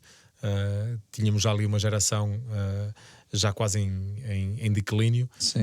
E é uma reestruturação que é perfeitamente normal no futebol, onde Portugal acaba por ter um resultado desportivo aquém daquilo que era expectável, porque nós queríamos sempre mais, mas perder para a Alemanha num campeonato da Europa como o da Alemanha, onde a Alemanha também era ainda para mais organizador desse mesmo torneio, pelo aquilo que era a qualidade e pelo aquilo que foi o jogo acabámos por ser eliminados no terceiro e quarto com a Alemanha, acabámos por ser eliminados no 2008 pela Alemanha, ou seja, aí essa acaba por ser a principal razão pela qual Portugal não teve sucesso em 2008. E nas seleções nota-se muito mais a transição de gerações, não é? Porque não há hipótese de ir buscar um jogador experiente, isso não se consegue. Nas seleções, e vimos muito, a seleção de Itália passou por fases complicadas, a Inglaterra.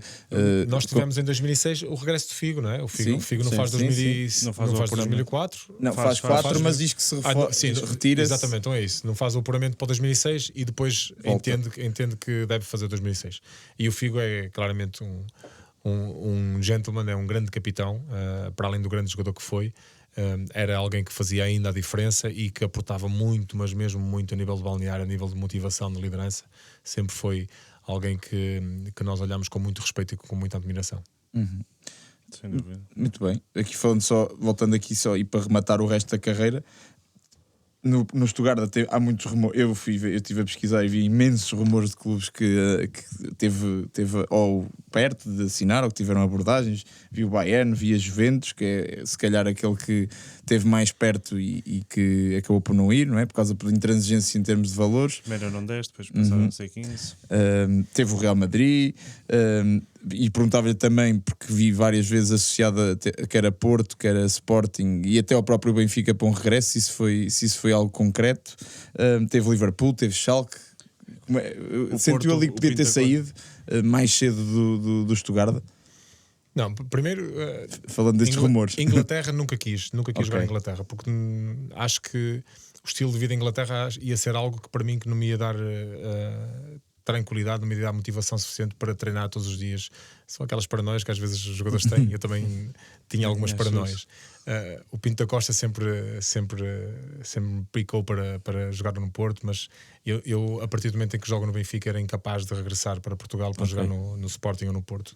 Incapaz de o fazer, pelo respeito que tenho pelo Benfica, pela admiração que tenho pelo Benfica, e eu a regressar, se calhar aquilo que mais marcou pela negativa na minha carreira era ter regressado e terminado no clube do meu coração, que é o Vitória. Aí sim, ia ser que era o maior, era a maior motivação, o principal objetivo que eu tinha numa fase final da minha carreira. Expressou sempre muito ao longo da carreira. Sim, de forma muito natural, mas era aquilo que eu queria, mas infelizmente não foi possível, e é de facto o principal aspecto negativo que eu encontro para ter terminado de forma quase inglória a minha carreira. Sim, e depois vai para o Galatasaray, não é? Onde ainda enfrenta o Benfica na Taça UEFA.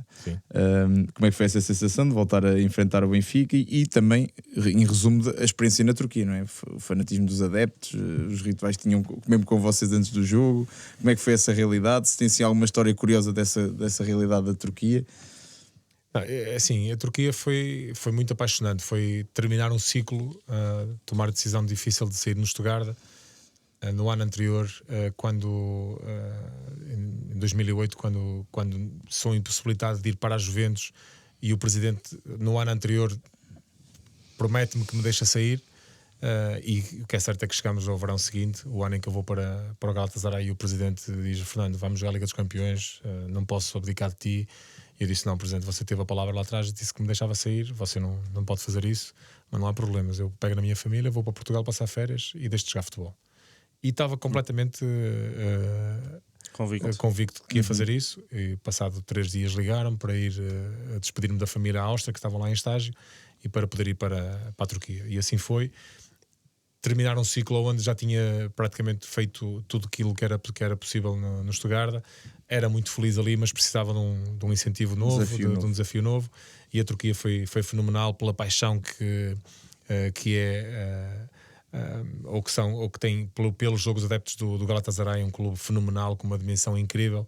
Viver na Turquia foi espetacular para mim e para a minha mulher. A minha mulher chegou à Turquia a chorar, não queria ir para a Turquia com medo dos atentados, E o que é certo é que depois no verão seguinte saia da Turquia a chorar porque tinha feito muitas amizades, porque adorava morar na Turquia, e isto também demonstra um pouco daquilo que é o povo turco, que dentro de alguns pontos negativos também tem muitos pontos positivos. A principal curiosidade, para além dos cânticos que eles tinham lá durante o aquecimento, e eles começavam a gente estava os 11 a aquecer e os adeptos começavam a chamar o teu nome e tu tens que sair do aquecimento. Imagina que tu estás de um lado de um meio campo e os adeptos estão na outra baliza, eles começam a cantar o teu nome e tu tens que sair do aquecimento e ter com os adeptos e fazer porque eles começam com Fernando Meira, e tu quando ouves tens que sair. Se tu fazes conta que não ouves alguém da equipa técnica que te dizem estão a chamar por ti, e tu tens que ir lá ir, e eles, quando estás a chegar lá, eles e sais, e depois começam a cantar o nome de outro jogador dos 11 que estão a aquecer. E isso é algo impactante, especial, para além dos cânticos que nós tínhamos muitas vezes, que terminávamos os jogos, ficávamos no meio do campo com os adeptos todos com danças e com cânticos especiais para nós. Isso é algo marcante. O telefone, na altura, começou a ter as fotografias, as selfies. Quando chega à Turquia, toda a gente queria selfie, e isso foi algo que começou a ter. Eu que nunca tive problemas nenhuns em perder tempo com adeptos e pessoas que me abordassem na rua. Chegou a ser algo maçador chegar à Turquia e ter constantemente adeptos selfie, porque queriam selfies com toda a gente, e acaba por ser um pouco deselegante por algumas vezes, porque o assédio é tanto, e os adeptos turcos têm tanta paixão pelo jogo e são muito fervorosos, e o Galatasaray, sempre onde a gente vá, em qualquer cidade na Turquia ou mesmo na Europa, há muita gente a apoiar o Galatasaray. É impressionante. Fantástico. É isso. Por acaso ainda havia uma... Como é que foi Turcos contra Gregos? Porque tem uma eliminatória contra Olympiacos. Deve ter sido um jogo épico. São os povos mais fanáticos. Sem dúvida. E muita segurança no estádio. Claro. Jogos que tu praticamente não consegues ouvir quase nada no jogo, porque é cânticos de um lado, cânticos do outro, o jogo todo, uma emoção, uma tensão enorme. Mas eu ainda considero pior o jogo do Fenerbahçe. No Fenerbahçe é que foi impressionante. Se bem que hoje em dia, maior nível de decibéis, hoje em dia é o Galatasaray.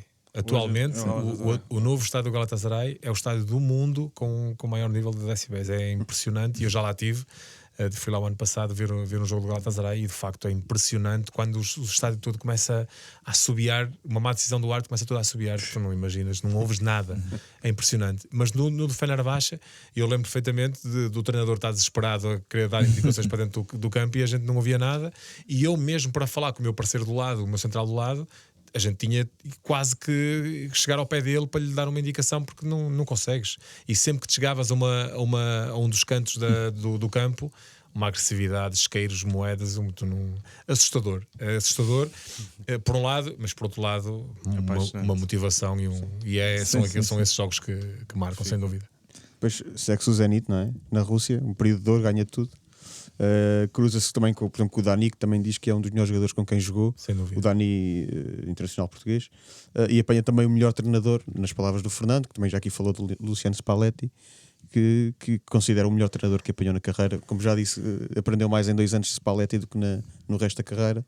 Já estamos no final do episódio, mas para abarcar esse período, para descrever um bocadinho desse período na Rússia, em que ganhou tudo o que era possível ganhar, mais ou menos. Principal objetivo da ida para a Rússia, obviamente a parte económica, e obviamente a parte de títulos. Sabia que o Zenit, que é uma equipa forte a nível económico, mas também sabia que... E naquela altura estava muito... Que ainda assim não ganhava há 2 anos. Sim, mas nós sabíamos que... Sim, a estrutura estava montada. Exatamente, que o Zenit, que bem na alto, teoria que poderia ganhar títulos, e era isso que também, numa fase final da minha carreira, que também me interessava, olhar para trás e saber que tinha possibilidade ou que tinha ganho alguns títulos.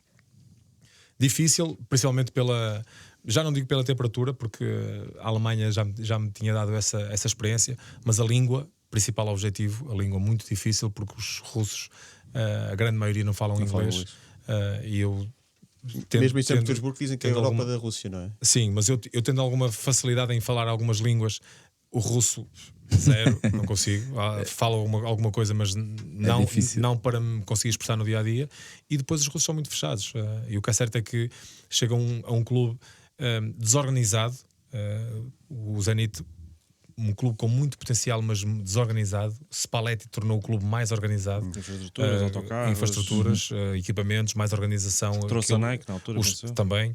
Aqueles pequenos detalhes que um jogador sente que um clube que é organizado e que é cuidado, nós começamos a sentir isso com o Spalletti, e a forma como ele treina é apaixonante. Ele tem um modelo de jogo que requer muito bola nas costas.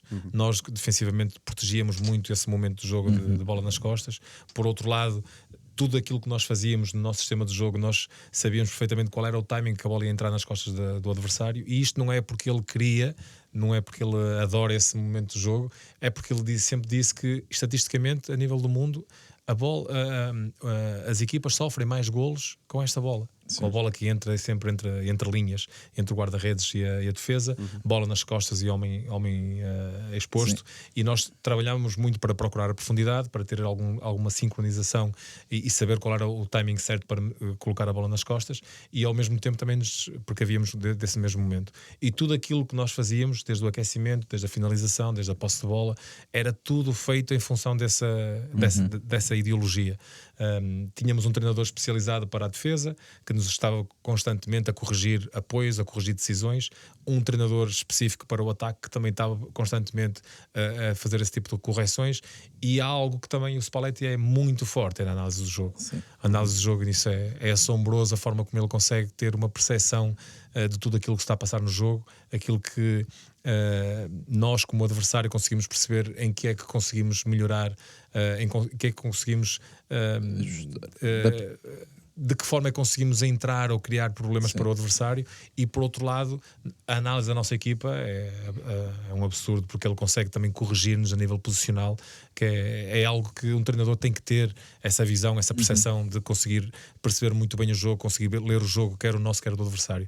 E ele, a única pecha, no meu entender, de Spalletti, é a forma como ele se relaciona com os jogadores.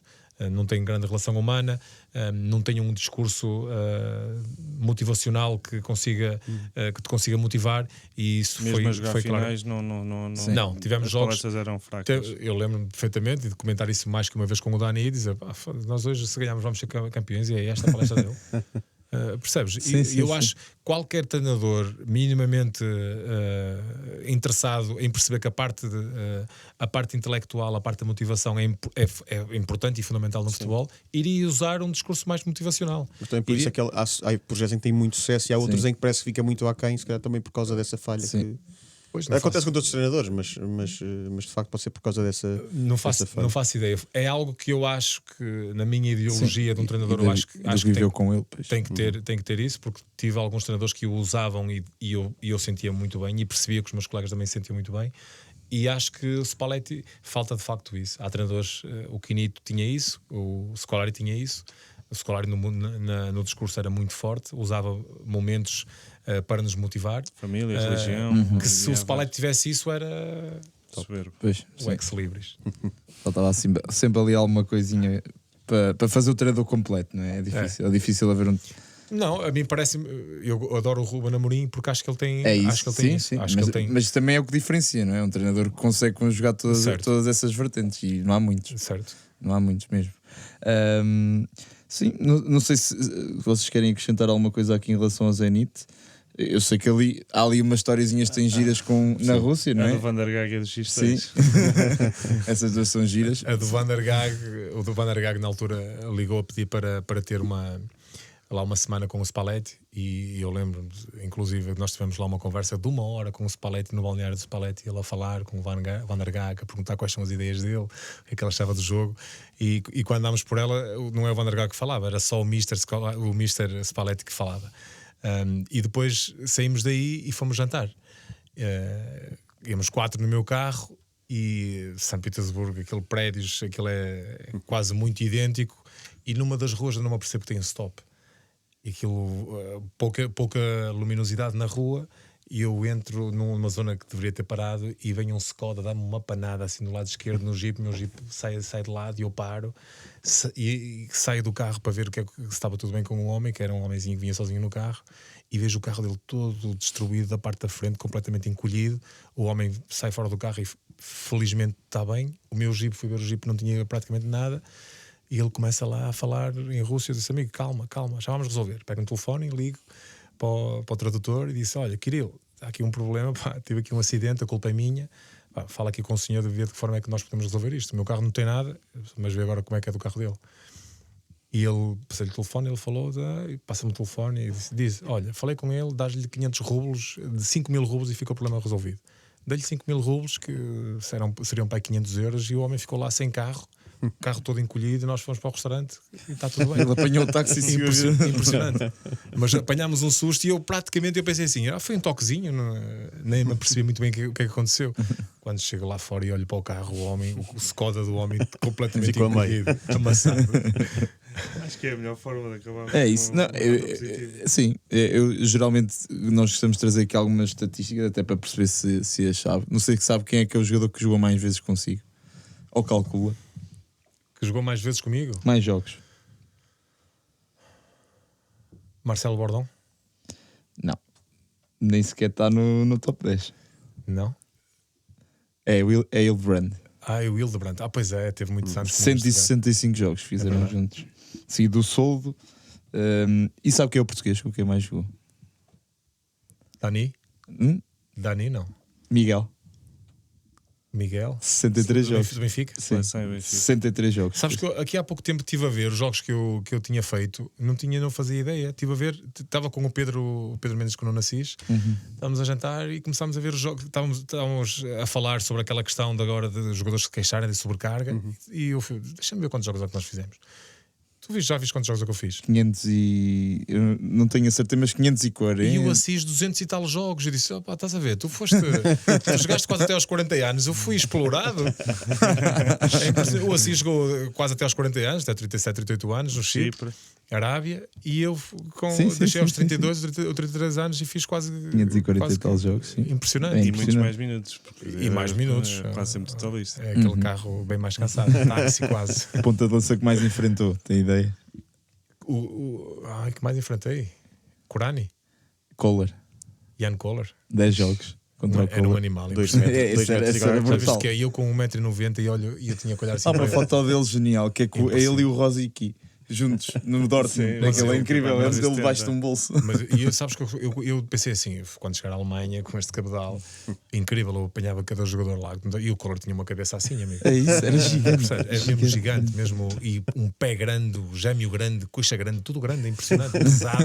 Só que ele era calminho.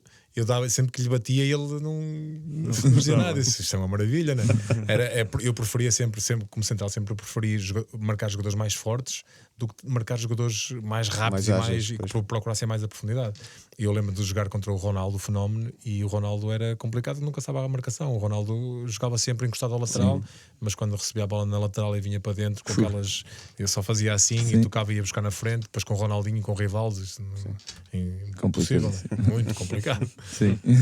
E já agora o jogador contra quem mais jogos fez foi Simonic. Simonic, o central? O central, 13 jogos.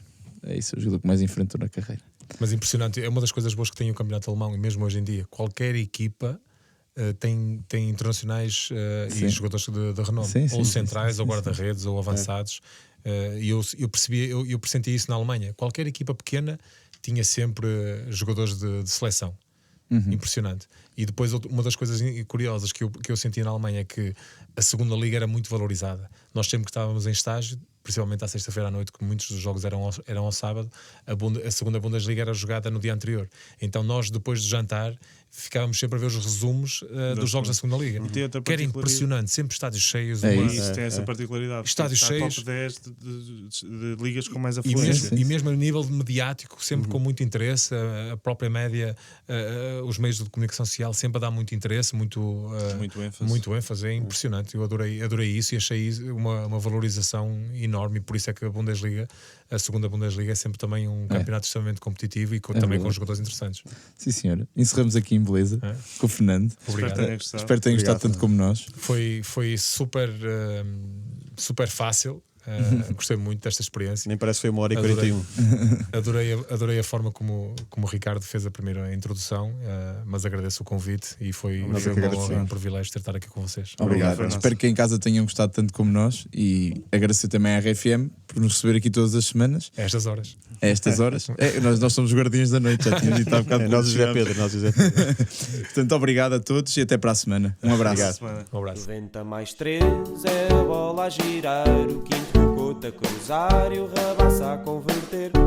90 mais 3, indivíduos sensatos, soltinhos e pacatos até o clima ferver. E à medida que a semana nos vai dando muita trama, é o fora de jogo que está no 90 mais 3.